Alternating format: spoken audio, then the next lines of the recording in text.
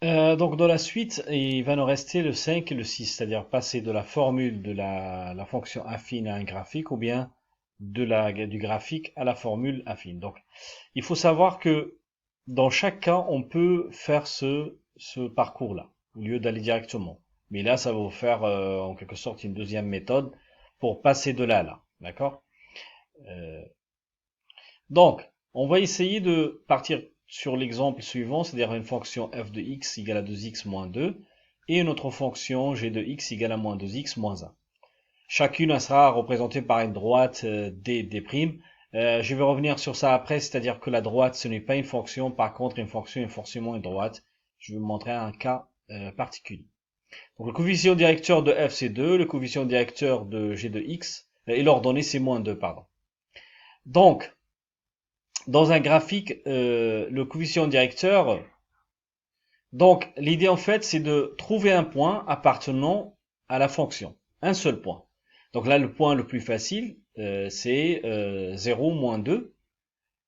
J'aurais pu choisir un autre point, par exemple l'image de 1, ça donne 2 moins 2, 0. J'aurais pu partir sur ce point-là. Mais là, c'est le plus simple, je vais partir de ce point-là. Donc je vais expliquer après comment ça veut dire partir. Donc, je vais décaler de l'abscisse, je vais décaler de 1 et je vais monter de 2. Pourquoi je monte de 2? Parce que le coefficient directeur est 2. Si le coefficient directeur il était 3, ben je vais monter de 3. Si le coefficient directeur était 1,5, je vais partir vers le haut 1,5. L'important c'est que ici il faut prendre l'unité choisie dans le repère. Donc là, euh, je vais à partir de là, donc on monte, je décale de 1 et après je monte de 2. 1, 2. Pourquoi 2? Parce que le coefficient directeur, tout simplement, c'est 2. J'espère que vous avez compris ça. Et après, je trace ma droite, tout simplement, qui va passer par ce point-là.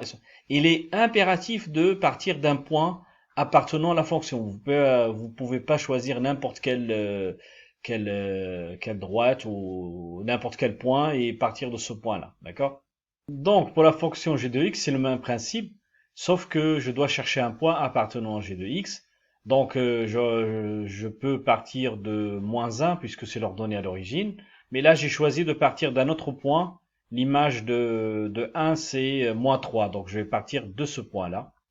Donc là, je vais décaler toujours on décale de 1 point. Toujours, c'est la même chose. Ça change pas. Là, c'est moins 2, donc c'est vers le bas. Je décale vers le bas. Donc moins 2 et après je trace ma droite qui va passer par là. Par là. Voilà. Donc là, à partir d'un graphique là, comment on peut aller à la fonction? Donc là, on est parti de la formule vers le graphique. On peut aussi partir du graphique vers la formule directement, je dis, hein, parce que sinon il y a toujours ce passage-là qui est possible. Donc supposons qu'on a le graphique, la courbe de la fonction affine suivant. Donc dans un premier temps, on va essayer de trouver une pente, c'est-à-dire on va décaler. Le mieux c'est de chercher un point précis basé en ce point-là. J'ai pas la suite. Ce point-là c'est pas très précis, donc il faut que je dois choisir un point là qui est bien clair pour constituer un sort de triangle. Voilà, ce triangle-là ou bien ce triangle-là, ça donne la même chose, hein. Donc j'aurais pu, voilà, là aussi, j'aurais pu choisir un triangle. Et donc là, je décale de 1, je monte de 3, ça veut dire que c'est un plus. Donc là, le coefficient directeur, ça va être 3. L'ordonnée à l'origine, ben là, il est lisible, il n'y a pas de souci. Des fois, il n'est pas lisible, donc il faut remplacer par les points par un autre point de la droite et résoudre l'équation comme de la 1. Sinon, ben là, on peut lire directement, ça fait moins 1, et donc la fonction, c'est 3x moins 1. Voilà, donc pour toutes ces. Donc un dernier point qui représente en fait le rôle de coefficient directeur et de l'ordonnée à l'origine. Donc l'ordonnée à l'origine, quand je vais bouger, bon bien sûr, ce qui va bouger, c'est ce point d'intersection qui va bouger, donc quand je vais bouger P, voilà. Alors, le coefficient directeur, c'est la pente, en fait. On voit que, voilà, ça tourne. C'est jamais, on peut pas atteindre, en tout cas, la verticalité. Ça peut pas être vertical, parce que ça, c'est une droite et ce n'est pas une fonction. Voilà, concernant ces deux coefficients. Voilà, c'est fini pour cette capsule. Merci, à la prochaine.